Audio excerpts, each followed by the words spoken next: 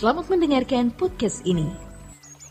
Bapak Ibu, saudaraku sekalian yang kekasih, tidak ada satu saat atau keadaan yang lebih mengerikan dari saat atau keadaan di mana Tuhan tidak lagi memberi kesempatan seseorang untuk memperbaiki diri. Tidak ada saat atau keadaan yang lebih mengerikan dari saat atau keadaan di mana seseorang tidak mendapat kesempatan lagi untuk memperbaiki diri. Ketika Tuhan mengusir manusia dari Taman Eden, itulah saat dan keadaan yang paling tragis dari seluruh fragmen kehidupan yang pernah terjadi di jagat raya ini. Itulah fragmen yang paling tragis, sungguh dahsyat. Alkitab mencatat saat atau keadaan itu dengan kalimat sebagai berikut. Kejadian pasal 3 ayat yang ketiga. Kejadian pasal 3, saudaraku, ayat yang ke-23. Demikian firman Tuhan. Lalu Tuhan Allah mengusir dia dari Taman Eden, supaya ia mengusahakan tanah dari mana ia diambil. Saudaraku, lalu Tuhan Allah mengusir dia dari Taman Eden, supaya ia mengusahakan tanah dari mana ia diambil. Hal ini sangat bertolak belakang, sangat jauh dari rencana Tuhan. Tuhan tidak merancang ini. Tuhan tidak membuat skenario ini, saudaraku. Tuhan mengusir manusia dari Eden itu bukan kehendaknya. Sebab justru Eden yang indah diciptakan Tuhan untuk makhluk yang sangat dicintainya. Tetapi manusia telah mengambil tindakan dan keputusan sendiri, menentukan nasibnya, terpisah dari sumber kehidupan. Hal itu terjadi karena manusia tidak menghargai apa yang Tuhan firmankan. Tidak menghargai apa yang Tuhan firmankan bukan sesuatu yang bisa dianggap sepele. Bukan sesuatu yang bisa dianggap remeh, saudaraku. Banyak orang hari ini sebenarnya menganggap sepele apa yang Tuhan firmankan. Mereka menganggap banyak hal yang dipandang lebih penting dan mendesak. Sehingga hal mengerti kehendak Tuhan, memahami kehendak Tuhan dan melakukan kehendak Tuhan dianggap bukan hal yang penting dan mendesak. Dalam hidup ini ada banyak hal yang tidak penting dan tidak mendesak. Tetapi ada hal-hal yang penting tapi tidak mendesak. Seharusnya Tuhan kita perlakukan sebagai penting dan mendesak. Saudaraku sekalian, saya percaya atau saya kira tidak ada orang yang mau masuk neraka. Saudara semua pasti mau masuk surga. Tidak ada saudara yang berani menganggap Tuhan tidak penting. Tetapi berapa banyak di antara kita yang menganggap Tuhan dan sungguh-sungguh memperlakukan Tuhan sebagai penting dan mendesak. Banyak orang yang tidak bermaksud membuang Tuhan, tidak bermaksud mengkhianati Tuhan, tetapi tidak menganggap penting dan mendesak. Menganggap penting tapi tidak mendesak. Tidak bermaksud membuang Tuhan, tetapi mengabaikan sementara. Tidak bermaksud mau membuang Tuhan, tetapi mengabaikan sementara. Ada seorang ibu yang biasa tidur di bawah jam 10. Setengah 10 dia sudah masuk peraduannya. Tetapi ada hari-hari di mana dia bisa sampai larut malam. Karena hari-hari itu adalah hari-hari di mana sinetron kesukaannya diputar ulang. Ada orang-orang yang sulit bangun pagi, saudara. Tapi demi Piala Dunia, jam 2 sampai jam 5 pagi itu mata melotot. Ibarat jatuh, dia pungut, dia masukin lagi. Tetapi untuk membaca Alkitab, untuk belajar kebenaran firman Tuhan, untuk menggali kekayaan kebenaran firman Tuhan, ia tidak punya waktu yang cukup. Tidak ada waktu untuk menghadap Tuhan. Sebab ada banyak hal yang dianggap penting, ada banyak hal yang juga dianggap mendesak, penting dan mendesak. Memang tidak bermaksud mau membuang Tuhan, tetapi mengabaikan sementara waktu. Orang-orang seperti ini, saudaraku sekalian, bisa suatu hari kehilangan kesempatan. Saya pernah memberikan tulisan ini, saudara. Ada banyak hal yang tidak penting dan tidak mendesak. Ada banyak hal yang penting tetapi tidak mendesak.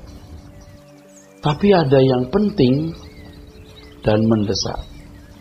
Nah, kalau kita menganggap Tuhan itu memang penting, karena tidak ada orang yang mau masuk neraka, tapi tidak mendesak. Cepat atau lambat kalau kondisi itu berlarut-larut, ia akan terkondisi memiliki sikap hati di mana Tuhan dianggap tidak penting dan tidak mendesak. Memang tidak bermaksud mau membuang Tuhan, tetapi hanya dianggap Tuhan itu tidak mendesak. Banyak hal yang dianggap mendesak. Orang yang hari ini menyumpahi Tuhan, mengutuki Tuhan di pinggir jalan, tidak langsung disambar petir mati mendadak. Tuhan seperti sepi ya, membiarkan itu. Hari ini banyak orang yang berlaku jahat dan sewenang-wenang, tapi aman. Itu yang memicu orang-orang tertentu juga merasa Tuhan itu toleransi tinggi. Ini bahaya, saudara. Tuhan itu Tuhan yang memberi kehendak bebas atau free will.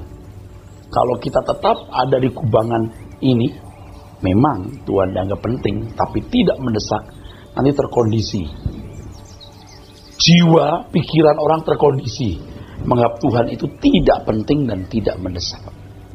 Ini bahaya. Sampai tingkat ini, orang tidak punya kesempatan untuk diperbaiki. Bukan karena Tuhan mengendaki demikian, tapi karena orang itu mengambil pilihan demikian. Dalam kisah mengenai Esau dan Yakub, kita juga dapat memperoleh gambaran yang jelas mengenai akibat seseorang yang kehilangan kesempatan untuk diberkati Tuhan. Tentu berkat di sini jangan hanya dipahami materi. Kita lihat Kejadian pasal 27 ayat 34 sampai 39. Barangkali kita tidak perlu membaca seluruh perikop ini, tapi kita hanya membaca beberapa ayat, 1 ayat atau 2 ayat. Selebihnya Bapak Ibu bisa membacanya di rumah. Kejadian 27 ayat 34 mulai. Sesudah Esau mendengar perkataan ayahnya itu, meraung-raunglah ia dengan sangat keras dalam kepedihan hatinya, serta berkata kepada ayahnya, "Berkatilah aku ini juga, ya Bapa." Nah, jarang saudaraku Alkitab mencatat kisah yang seperti didramatisir ini. Esau meraung-raung dengan sangat keras dalam kepedihan hati. Ini bukan diperbola, bukan didramatisir. Tetapi catatan ini memberi pesan kepada kita betapa tragis keadaan Esau yang kehilangan kesempatan memperoleh hak kesulungannya. Coba dibaca ulang. Sesudah Esau mendengar perkataan ayahnya itu, meraung-raunglah ia dengan sangat keras dalam kepedihan hatinya, serta berkata kepada ayahnya, "Berkatilah aku ini juga, ya Bapa." Berkatilah aku ini, ya Bapa. tragis, saudaraku. Saudaraku sekalian, Esau saya kira, dan itu logis, kalau kita menggunakan akal kita dengan sehat dan nurani kita dengan baik, kita dapat melihat bahwa Esau bukan tidak menganggap penting hak kesulungannya. Buktinya apa, saudara? Buktinya ketika ayahnya berkata, nanti dibaca sendiri secara lengkap, Esau, aku mau memberikan hak kesulungan kepadamu. Pergilah kamu ke padang, carilah binatang buruan. Setelah mendapat binatang perburuan itu, masalah. Setelah itu aku berikan kamu berkat hak kesulunganmu sebagai anak sulung. Kalau Esau menganggap hak kesulungannya tidak penting, dia akan berkata, Papa, apa sih artinya hak kesulungan bagiku, bagi saya? Lagi pula kan saya sudah barter dengan sepiring makanan dengan adik Yakub. Tapi Esau tidak berkata begitu. Dia pergi ke padang untuk mencari daging buruan. Setelah menemukan daging buruan, dia masak. Dan kita lihat ketika ternyata Yakub yang mendahului mengambil berkat hak kesulungan itu. Ya, berkat hak kesulungan itu seluruh hak, ya, warisan dari keluarga. Esau meraung-raung. Jadi dia bukan menganggap tidak penting. Nah, ketika suatu hari beberapa waktu sebelumnya Esau pulang dari padang, rupanya tidak beruntung, dia mendapatkan daging buruan. Dia lapar, dia mencium bau makanan yang enak. Dia minta makanan dari Yakub yang masak makanan itu. Yakub yang cerdik mengajak barter. Oke, saya berikan makanan kepadamu, Bang, tapi hak kesulunganmu berikan padaku. Esau berkata apa pada waktu itu? Apa artinya hak kesulungan bagiku? Karena aku pun akan mati. Coba. Dia sebenarnya juga mau memperdaya Yakub. Dia tidak serius. Penting, tapi kali ini belum penting. Ya udahlah, ditukar dengan makanan dulu. Saudara mengerti nggak? Banyak tindakan-tindakan bodoh dilakukan orang Kristen. 20 menit di depan layar kaca. Cuma 20 menit saja. Jadi 2 jam. Itu perkara kecil. Ya. Banyak hal sia-sia yang kita lakukan yang tidak berdaya guna mempersiapkan kita menghadapi kekekalan. Dan itu kita anggap sepele, itu semangkok atau sepiring makanan, Pak. Oh, jangan begitulah, Pak. Dari pengabaian, bukan bermaksud membuang Tuhan ya. Dari pengabaian ini terkondisi orang kehilangan kesempatan sama sekali. Nah, di dalam perjanjian baru kita menemukan kisah-kisah perjanjian lama yang dikutip. Ini pasti kisah-kisah yang dianggap penting. Seperti misalnya, ingatlah akan istri Lot, itu dikutip karena itu penting. Rupanya kisah mengenai Esau dan Yakub ini juga penting dikutip. Di dalam Ibrani pasal 12 ayat 16 dan 17. Mari kita perhatikan, saudaraku. Ibrani pasal 12 ayat yang ke-16 dan 17. Janganlah ada orang yang mencari cabul atau yang mempunyai nafsu yang rendah seperti Esau, yang menjual hak kesulungannya untuk sepiring makanan. Sebab kamu tahu bahwa kemudian ketika ia hendak menerima berkat itu, ia ditolak. Sebab ia tidak beroleh kesempatan untuk memperbaiki kesalahannya, sekalipun ia mencarinya dengan mencucurkan air mata. Ya, air mata. Air mata kita hari ini masih berarti, saudara, selama masih ada kesempatan. Air mata dan kesempatan itu nilai. Air mata dan kesempatan. Air mata dan kesempatan itu nilai. Ini tidak bisa dipisah. Selagi ada kesempatan, air mata saudara berarti. Ya, ini bicara soal pertobatan. Selagi masih ada kesempatan, pertobatan itu berarti. Tetapi ketika kesempatan sudah tidak ada lagi, ratap tangis pasti disertai dengan kertak gigi. Itu di api kekal. Ratap tangisnya pasti disertai kertak gigi. Penyesalan. Tetapi penyesalan itu tidak ada artinya. Sebab tidak ada kesempatan lagi untuk memperbaiki diri. Jadi kalau masih ada kesempatan, mari bertobat. Jangan menunda hanya karena beberapa hal-hal yang sangat tidak berarti. 30 menit Anda berlutut menghadap Bapa di surga, periksa diri, koreksi diri, minta ampun. Itu punya arti yang besar. Tapi orang bisa 2 jam, 1 jam untuk banyak hal karena menganggap bahwa Tuhan memang penting, tapi tidak mendesak. Ini mengerikan, saudaraku sekalian. Saudara jangan anggap remeh apa yang saya katakan ini. Saudara jangan anggap remeh apa yang saya katakan ini. Nah, kalau tadi kita menemukan kata cabul. Cabul di sini bukan hanya cabul seks. Justru dilihat konteksnya, cabul itu bicara mengenai pendewaan. Idolize.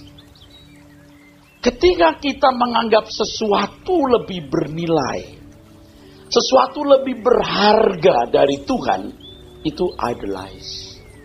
Pendewaan. Ya memang tidak bermaksud mau membuang Tuhan, tetapi selingkuh sementara. Selingkuh sementara. Ada pria-pria yang tidak bermaksud mau cerai dengan istri. Tidak bermaksud mau membuang istri. Tapi selingkuh sementara. Entah pada waktu dia tugas keluar kota. Entah di kantor dia bertemu dengan sekretaris atau pegawai cantik. Atau rekan bisnis yang ganteng. Tidak bermaksud mau mengkhianati suami. Tapi selingkuh sementara. Bayangkan saudara. Kalau terlanjur fall in love. Lalu hatinya terikat. Nanti dengan pasangan hidupnya bisa tawar. Seperti beberapa kasus yang saya hadapi dari jemaat. Atau dari orang-orang tertentu. Saya sudah tidak bisa lagi hidup dengan dia, Pak. Saya sudah tawar. Kenapa tawar? Ada faktor memang. Suami ganas, galak, jahat. Atau istri tidak mendatangkan keteduhan. Tapi kalau ada the other man, the other woman. Nah bisa enggak? Itu belum kalau pasangannya tahu. Suaminya tahu, ternyata kamu selingkuh. Atau istrinya tahu, ternyata kamu selingkuh. Lalu istri kepahitan, suami kepahitan. Udah kita pisah saja. Bahaya kan? Nah Tuhan itu punya toleransi memang hebat. Tetapi terbatas. Tuhan memang panjang sabar. Cuman panjang, bukan unlimited. Perselingkuhan yang kita lakukan terhadap Tuhan. Itu ditolerir begitu luar biasa oleh Tuhan. Tetapi kalau terus menerus Anda akan kehilangan kesempatan selama-lamanya. 30 menit saja duduk diam di kaki Tuhan. Tidak dilakukan. Tapi berjam-jam bisa di depan layar kaca atau di depan layar lebar. Bukan tidak boleh menikmati layar kaca atau layar lebar.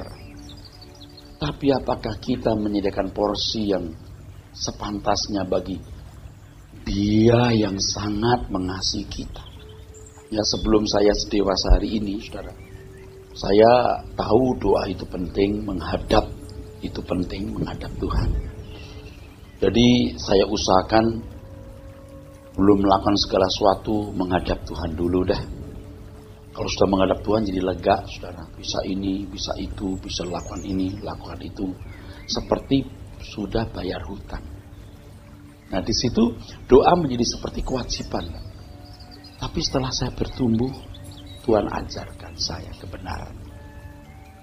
Bukan begitu caranya. Sekarang saya pakai cara lain. Bangun tidur, kamar mandi dulu, olahraga, mandi bersih, sehat, fit, baru saya berlutut menghadap. Tahu nggak efeknya apa? Dampaknya apa, saudara? Segala sesuatu yang lain yang kita lakukan itu bisa bernilai tidak jauh beda dengan doa. Kita baru mengerti apa artinya baik kau makan atau minum, lakukan semua untuk kemuliaan Tuhan. Nanti waktu kita nonton TV, waktu kebersamaan dengan keluarga, waktu makan dengan teman, waktu ngopi dengan teman, menjadi begitu berkualitas. Bukan tidak boleh ngopi dengan teman, bukan tidak boleh nonton acara layar kaca, jadi berkualitas. Ketika kita punya waktu yang khusus untuk menghadap. Ini contoh sederhana soal menghadap, ya. Belum soal menyelidiki firman Tuhan. Kita di mobil bisa mendengarkan CD khotbah yang memberikan inspirasi yang baik. Kita bisa mendengarkan lagu-lagu rohani yang bermuatan dorongan, pembangunan iman yang baik. Saudaraku, bukan hanya lagu rohani, karena tidak semua lagu rohani memberikan inspirasi yang kuat untuk membuat kita mengasihi Tuhan. Nah, saya mau tanya, saudara anak Tuhan bukan? Amin. Saudara kekasih-kasih Tuhan? Amin. Saudara mempelai Tuhan? Masih selingkuh enggak? Masih selingkuh enggak? Masih selingkuh enggak? Masih, oke. Yang ngomong masih ini 15%. Yang 85 sudah tidak selingkuh. Selamat. Masih selingkuh enggak? Nah, udah tambah. Sekarang udah mulai 30% kayaknya.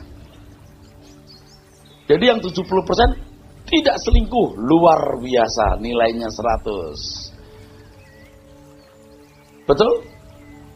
Sudah masih selingkuh enggak? Nah, ini udah 60% ini. Ini lama-lama 100% ini. Dan kenyataannya memang kita semua belum sempurna. Apakah saya sudah tidak selingkuh sama sekali? Pasti saya juga belum sempurna. Ibarat kita mau pergi ke Bekasi, kita semua belum sampai Bekasi. Tapi kurangnya itu beda-beda, saudara. Ya, udah sampai di mana? Saya sudah sampai di Cakung. Yang lain, aku udah sampai, belum nyampe sih, sampai di Kelapa Gading. Yang lain, Pulau Gadung. Yang lain, Cempaka Putih. Yang lain, Senen. Yang lain, aduh, masih Kebun Jeruk. Yang lain, di Tikungan. Tikungan mana? Tikungan kamar mandi. Belum bergerak. Belumnya beda bener. Bapak, Ibu, saudaraku sekalian. Kekristenan itu tidak boleh menjadi sambilan. Itu harus segenap hidup. Menyita hidup, waktu kita, tenaga kita, pikiran kita. Bukan berarti ke gereja tiap hari atau berdoa 45 jam. Tuhan juga tidak menghendaki Anda meninggalkan tanggung jawab. Kalau 30 menit atau 1 jam saja everyday, itu very easy, gampang sekali. Primary prioritas kita Tuhan. Sehingga nanti segala hal yang kita lakukan, kita melakukannya untuk Tuhan. Jadi 30 menit itu akan memberikan input yang luar biasa. Saudara, jangan kita mendewakan sesuatu. Sementara kok Tuhan, ya. Sementara saja. Itu loh, kalau sementara melulu ini bahaya, saudaraku. Biasa ke gereja misalnya jam 8.30 karena ada tinju sore hari aja. Itu pun menunjukkan Anda tidak mengasihi Tuhan dengan benar. Kecuali istri sakit harus diantar ke rumah sakit, lain masalahnya. Banyak kita mentolerir hal-hal yang kita anggap tidak masalah. Karena Tuhan dimaki saja juga tidak menyambar dengan geledeknya. Tapi ada hitungannya. Sekali Anda meremehkan Tuhan, akan membiasakan diri meremehkan Tuhan. Cabul. Nafsu rendah. Nafsu rendah yang dimaksud di sini adalah keinginan terhadap hal-hal fana. Jadi air mata yang masih bisa tertumpah, pertobatan yang masih bisa terjadi atau dilakukan, lakukan sekarang. Pembaharuan terus-menerus. Sebab kita tidak tahu kapan jegleknya hidup kita ini. Tahu jeglek? We don't know when the jeglek comes. Kalau matahari bisa dilihat, oh udah jam 4 mau sore, jam 5 mau gelap. Tapi matahari hidup saudara itu tidak pernah bisa ketahuan kapan jegleknya. Coba kita baca sekarang. Kejadian 1 ayat 14. Kalau kesempatan ini tidak sudah gunakan betul-betul bertobat atau merubah diri, saudara tidak punya kesempatan lagi.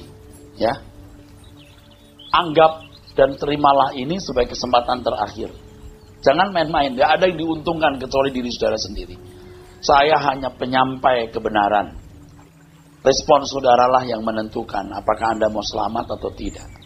Kejadian 1:14. Berfirmanlah Allah, jadilah benda-benda penerang pada cakrawala untuk memisahkan siang dari malam.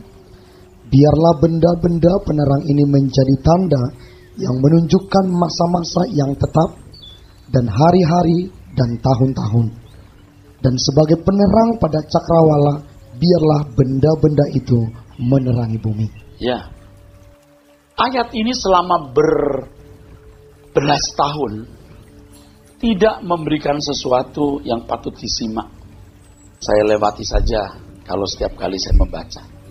Sampai kepada suatu pagi, ketika saya bangun pagi, ada suara yang jelas di hati saya. Yang kalimat itu kira-kira bunyinya begini. Jalan ini bukan tiada ujung, tiada berujung. Jalan ini bukan tiada berujung. Ayat itu menjadi hidup, saudara. Saya bersyukur Tuhan berbelas kasihan kepada saya. Supaya saya jangan jatuh. Jangan sesat. Jalan ini bukan tiada berujung. Tuhan menaruh matahari, bulan, bintang untuk menunjukkan masa-masa tertentu. Di situ yang hendak Tuhan beritahu kepada kita adalah bahwa kita hidup di perjalanan waktu. Kita hidup di perjalanan waktu. Sebenarnya perjalanan waktu tidak masalah kalau manusia tidak jatuh dalam dosa. Mungkin juga tidak masalah walaupun manusia jatuh dalam dosa.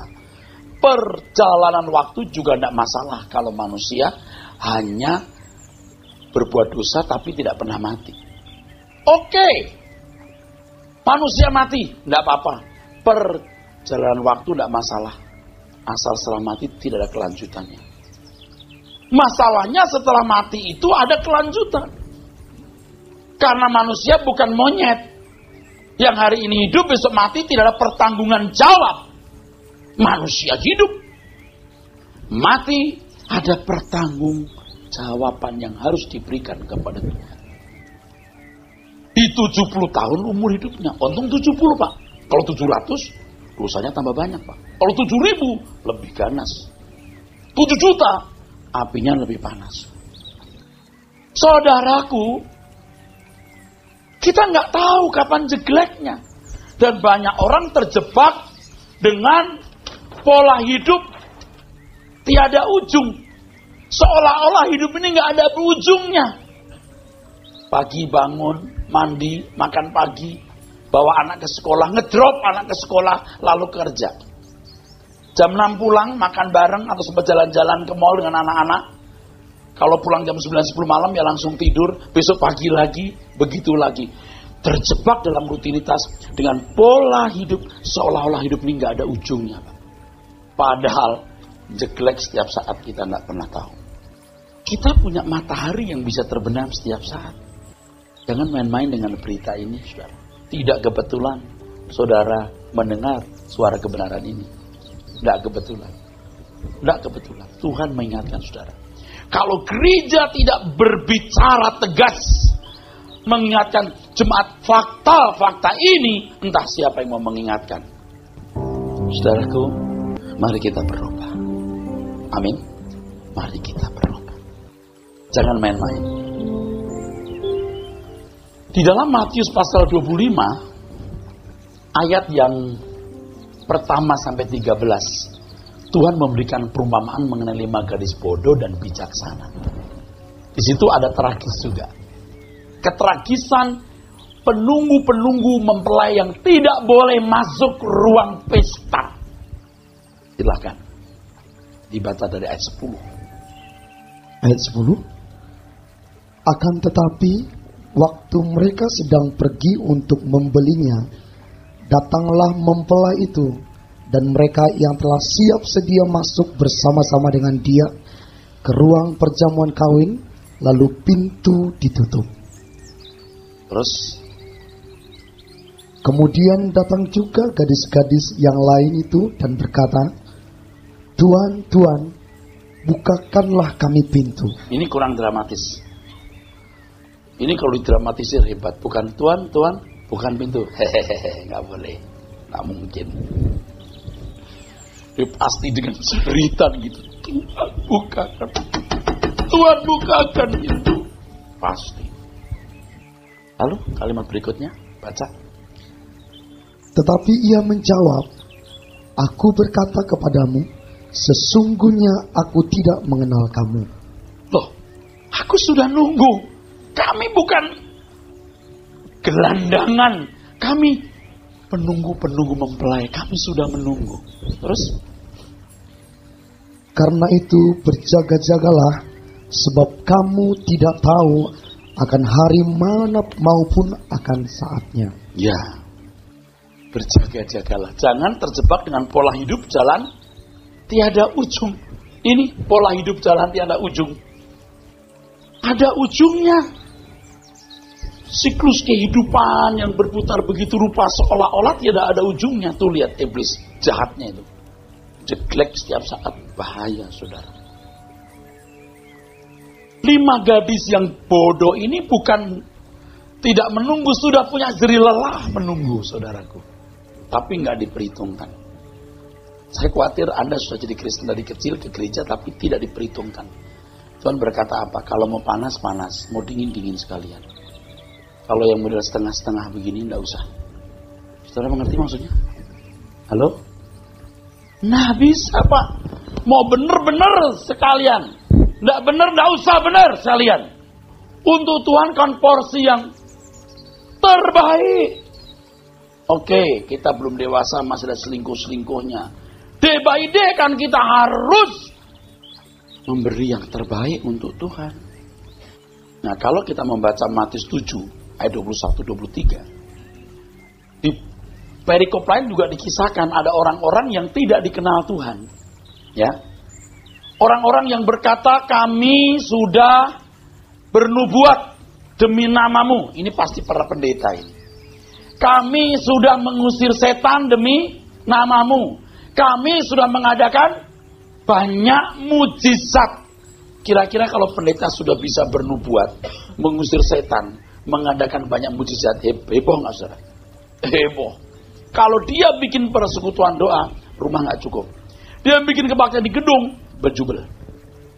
Orang-orang seperti ini juga pasti membuat, orang-orang seperti ini juga pasti membuat orang ke gereja, orang jadi Kristen. Betul? Tapi Tuhan berkata, aku tidak kenal kamu. Aku tidak kenal kamu. Jeri lelahnya tidak diperhitungkan. Itu mengerikan loh. Itu mengerikan. Itu buat saya itu. Itu buat para pendeta-pendeta itu. Boleh heboh.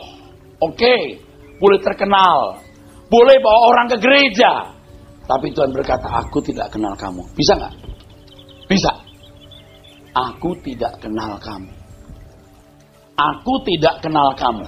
Tidak mengenal. Ya saudaraku. Dalam bahasa Yunani ada 2 kata yang diterjemahkan mengenal.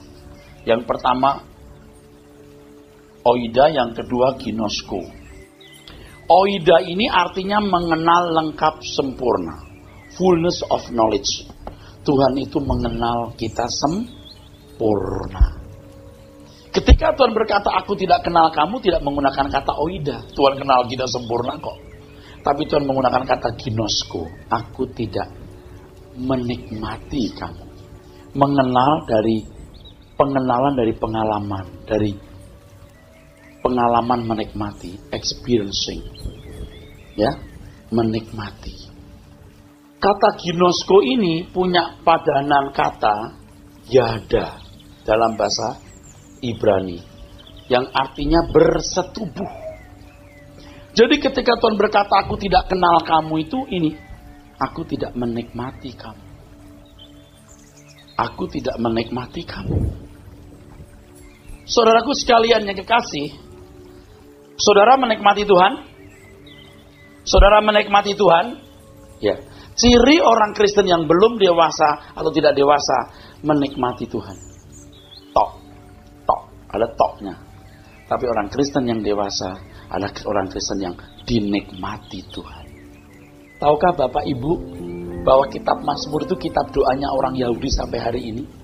Kalau mereka berdoa di tembok ratapan, mereka menggunakan Mazmur sebagai kalimat-kalimat doanya. Kita juga pakai rupanya. Apakah kita memaknai ayat-ayat Alkitab dalam Mazmur sama seperti orang Yahudi? Mestinya beda. Kualitas kita lebih tinggi. Mereka umat pilihan Allah secara jasmani yang fokus dan orientasinya pemenuhan kebutuhan jasmani, Pak. Sedang kita umat pilihan Allah yang dipersiapkan mewarisi langit baru, bumi baru, yang diberi Tuhan peluang menjadi kekasih Tuhan, menjadi mempelai Tuhan. Memaknai kitab Mazmur harus beda. Tapi yang dipahami oleh banyak orang Kristen hari ini sama dengan orang Yahudi. Yesus, kau berarti bagiku. Kalimat itu sendiri gak salah, tetapi memaknainya harus beda. Esensinya, intinya, substansinya harus beda. Gimana bedanya? Kita mengatakan Yesus berarti bagiku kalau Tuhan menjadi kesenangan, adalah kesukaan. Bukan berkatnya, tapi Tuhan pribadi. Kalau mau kalimat yang lebih ekstrim lagi, tidak ada kesenangan dalam hidupku selain Engkau Tuhan.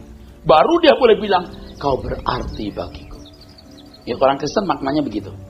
Saudara masih bersama saya?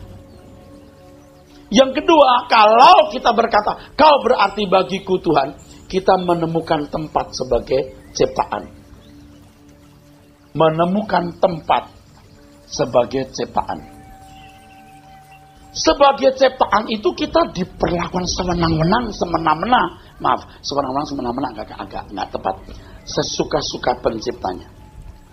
Dalam Injil Lukas dikisahkan ada seorang hamba atau budak atau bulos pulang dari ladang kerja keras capek-capek, majikannya berkata, sini layani aku. Bukan makanlah kamu, enggak, sini layani aku. Setelah selesai dilayani ini Tuhan, enggak say thank you, enggak terima kasih. Kok begitu ya? Iya, karena dia majikan. Dia yang membeli budak itu. Tuhan pencipta kita. Ketika kita diperlakukan sesuka-suka Tuhan, di situ kita menemukan tempat sebagai ciptaan. Baru Anda bisa berkata, kau berarti bagiku. Kalau kita berkata, kau berarti bagiku hanya karena kita bisa memperlakukan Tuhan, wah, seperti majikan nyonya-nyonya berkata, kau berarti bagiku. Kenapa? Kenapa? Nggak tahu jawabnya lah. Karena Inem bisa diperlakukan suka-suka. Tingkat orang Yahudi, orang Israel itu begitu. Kalau orang Kristen tidak. Perlakukan aku sesuka-sukamu Tuhan. Sampai aku bisa berkata, kau berarti bagiku. 3. Kenapa kita berkata kau berarti bagiku? Memahami hikmatnya. Hikmatnya. Memahami hikmatnya, rencananya, kehendaknya. Dan kita mau melakukan. Berarti bagiku, sebab hidupku hanya untuk melakukan kehendak-Mu. Makananku adalah melakukan kehendak-Mu dan menyelesaikan pekerjaan yang Kau percayakan padaku. Nah, kalau orang Kristen begini, saudaraku, kalau anak Tuhan punya 3 hal ini, dia akan mendengar Tuhan berbicara begini, kau berarti bagiku. Amin. Baru Tuhan juga bisa berkata, kau berarti bagiku. Dan kita diberi peluang menjadi kekasih Tuhan. Kita diberi peluang menjadi mempelai Tuhan, saudaraku.